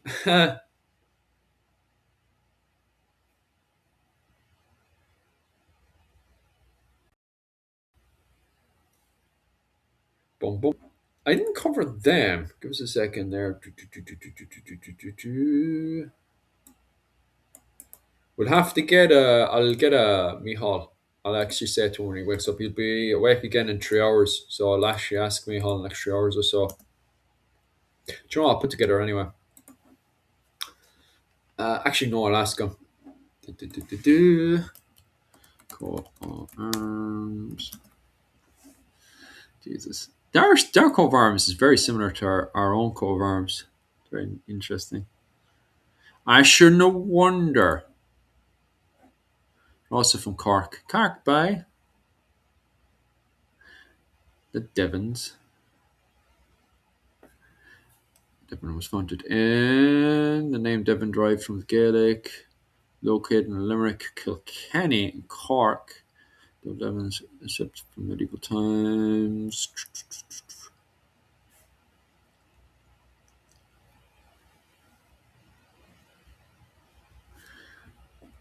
That's interesting. I'd have to delve in deeper later. It's definitely a question for Mihal. Da, da, da, da. First pops up in the 10th century. So the O'Devons pop up in the 10th century first. The 10th century. Who are they under? 4th to the 13th century. So they branch off from. I'm not going to pronounce it now, actually. Do you know what, mate? I'll need to make a short later on them. Da, da, da, da, da, da.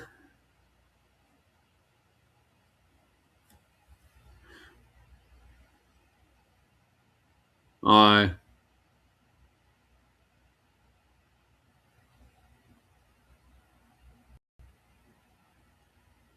Huh?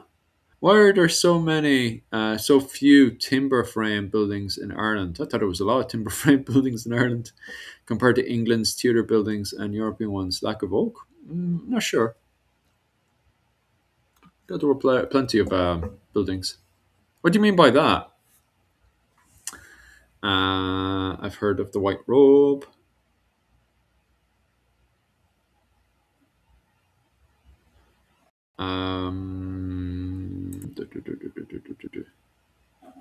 One second.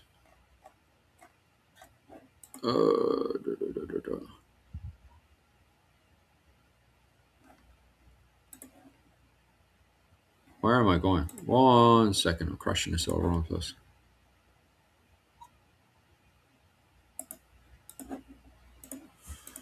Bum, bum, bum.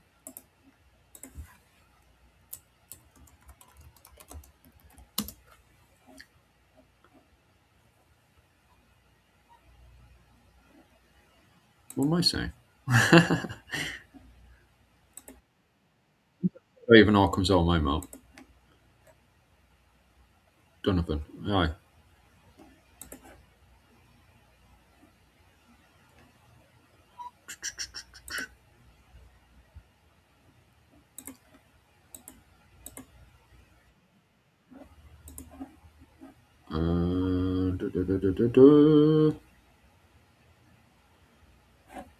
Oh, just ignore me half the time as well. I don't know what I'm saying half the time as well. But regardless, that's the O'Donovan. Let me see if I can find the correct pronunciation. Pronunciation, please, guys. How to say? Hopefully, they have a how to say on that one. Efian. Let me see. It's always good when you get an Irish person doing the pronunciations of some of this stuff, but a lot of time you get efeganty, the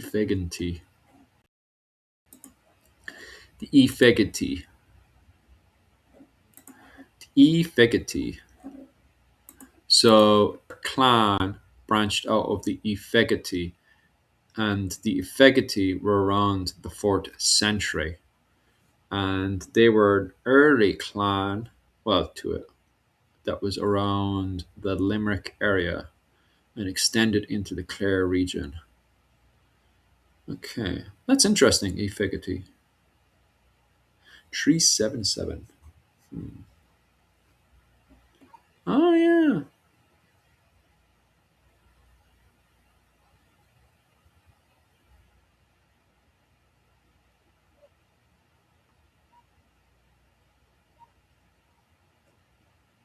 Oh, okay. I'll have to do further reading into that later because that's fascinating in itself. Where am I? Could bloody read about all that day. Is there a map to the Efficacy? Efficacy. That's what I need to look up next. Actually, I'll just type in images and see what pops up. Aha. Is the Efficacy on that? But I'm not seeing the Efficacy on this. Oh, but that's 16th century. Load. Is that another Brighton? Efficacy.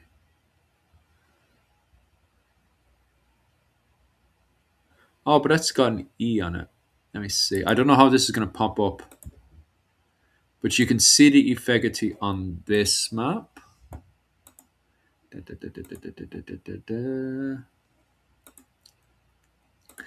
Efficacy.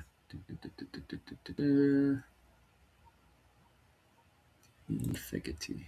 There you go. Yeah, there you go. There's the Efficacy there. It's just got an E on it instead of an I. Yeah, but you can see where the Efficacy are on that map. That's the spelling once again. But just on that map, it's got a E instead of an I. What's your best book for 500 to 500? Oh man, I keep getting bloody asked this question. I haven't looked at ages. Myself and Rachel were talking about this the other day. And it was one of the lads on Patreon wanted me to get a general history book as well. And Rachel answered it for me, and I forgot to bloody paste it over to himself. So I have to get back to himself as well. But yeah, that's the Efficacy territories during the early medieval period down the Cork area. Can I go into more details? There, Efficacy. The Efficacy is so close to the Oonachta there, because you can see the Oonachta just west of them. The Dal Cash, Brian Bruce clan, they definitely would have competed with the likes of the Dal Cash for sure. Like, Efficacy. Interesting stuff. What else do we need?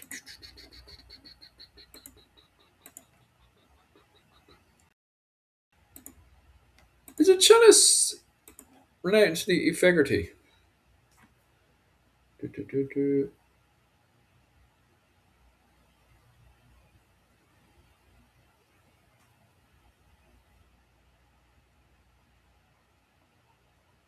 All right, I'm going down rabbit holes of reading here. Let's pop back over to this one and pop over to Efficacy. Anything else I need to quickly grab all that? It's of interest. Ultimately, 600 years after the time of the Figurti, the third is the figure divided into two septs, and later were often they shrunk apart in 1169. Ah, right. So the one started to divide in around 1169. Oh, during the Normandy expansion. That's interesting.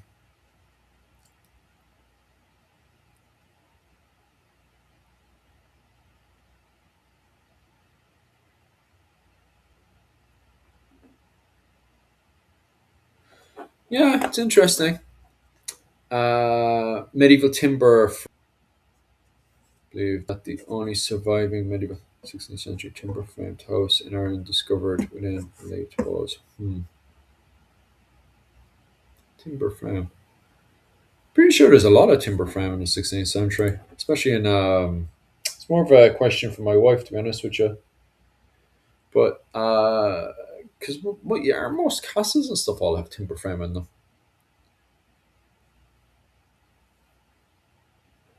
Probably not surviving because it's 16th century. Plus, the English destroy so much.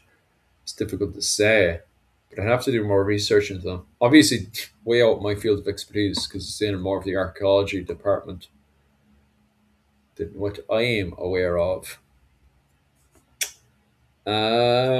Right. So then, I'll start finishing up there. What I'll do is I'll continue this conversation tomorrow, but I'll talk more about 10th century Ireland. I'm not going to talk about 9th century Ireland tomorrow, the start of the Viking Age.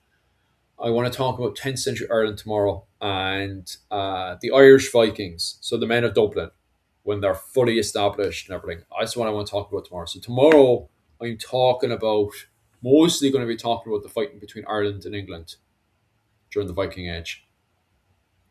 So I'll talk about tomorrow. And tomorrow's Thursday, isn't it? 7th. Yeah, today's Wednesday. Well, it's Wednesday here. I don't know what time. It's probably Tuesday for you guys. Wednesday here. So tomorrow I'll talk about 10th century Ireland. Friday night for you guys. What I'll do is actually I'll talk to Michal and I'll see if he's busy or not, and we'll do that for you guys since there's a demand for it.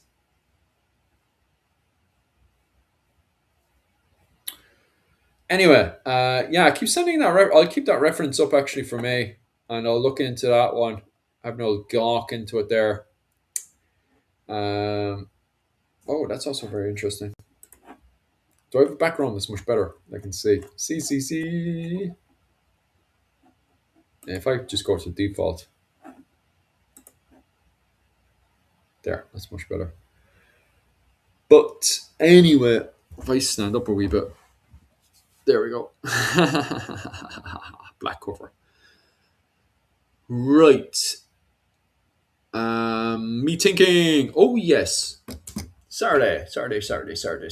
I need to cover with you guys. We're going to be covering 13th century Ireland. So we're starting our new set of classes set in 13th century Ireland.